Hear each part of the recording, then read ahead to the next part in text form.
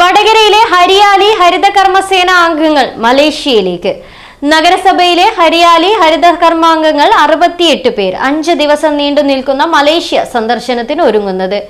ഫെബ്രുവരി 11-ന് നഗരസഭാ chairperson KP Bindu ഇവരെ flag off ചെയ്ത് യാത്രയയക്കും. ഇതിൽ 3 പേർ ഒഴിച്ച് ബാക്കിയാരും ഇന്നുവരെ വിമാനത്തിൽ യാത്ര ചെയ്യാത്തവരാണ്. 2017 തുടങ്ങിയ ഈ കുടുംബശ്രീ സംരംഭത്തിലെ അംഗങ്ങളുടെ ചിരകാല സ്വപ്നമാണ് പൂവണിയുന്നത്. ഫെബ്രുവരി 11-ന് നഗരസഭാ ചെയർപേഴ്സൺ KP ബിന്ദു ഇവരെ ഫ്ളാഗ് ഓഫ് ചെയ്ത് യാത്രയാക്കും. 16-ന് തിരിച്ചെത്തും.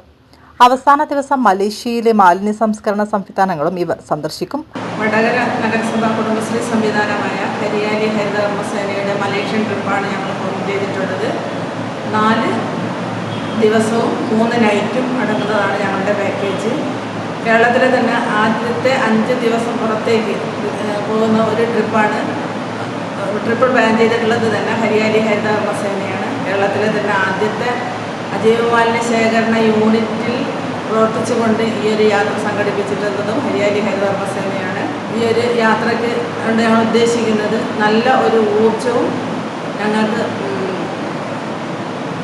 സന്തോഷിക്കുവാനുള്ള ഒരു കാര്യം കൂടിയാണ് ഈ ഒരു പാക്കേജിലൂടെ ഞങ്ങൾ ആഗ്രഹിക്കുന്നത്. എല്ലാ ദിവസവും ജോലി ചെയ്യുന്നതോടൊപ്പം ഒരു 5 ദിവസം ഫ്രീ ആയി മനസ്സ് തുറന്ന് ഉല്ലസിച്ച് നടക്കുന്നതിന് വേണ്ടിയിട്ടാണ് ഈ 5 ദിവസത്തെ പ്ലാന് ഞങ്ങൾ തയ്യാറാക്കിയിട്ടുള്ളത്.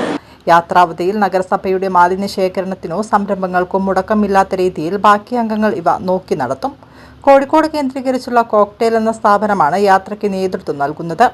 കേരളത്തിൽ ആദ്യമായാണ് ഇത്രയും ഹരിതകർമ്മസേനാംഗങ്ങൾ വിദേശത്ത് സന്ദർശനത്തിന് പോകുന്നതെന്ന് മാലിന്യമുക്ത നവകേരളം ജില്ലാ കോർഡിനേറ്റർ മണലിൽ മോഹനൻ പറഞ്ഞു. അങ്ങനെയാണെങ്കിൽ 11-ാം തീയതി കൃത്യം 6 മണിക്ക് വടകരയിൽ നിന്ന് നമ്മളുടെ ബസ് ഫ്ലാഗ് ഓഫ് ചെയ്യും. ബസ് അറേഞ്ച് ചെയ്യാം. ഇവിടെ നിന്നുള്ള ബസ് അങ്ങോട്ടും അതുപോലെ തന്നെ തിരിച്ചിങ്ങോട്ടും എയർപോർട്ടിൽ നിന്ന് ഇവിടത്തേക്കുള്ള ബസ് ഇറങ്ങും.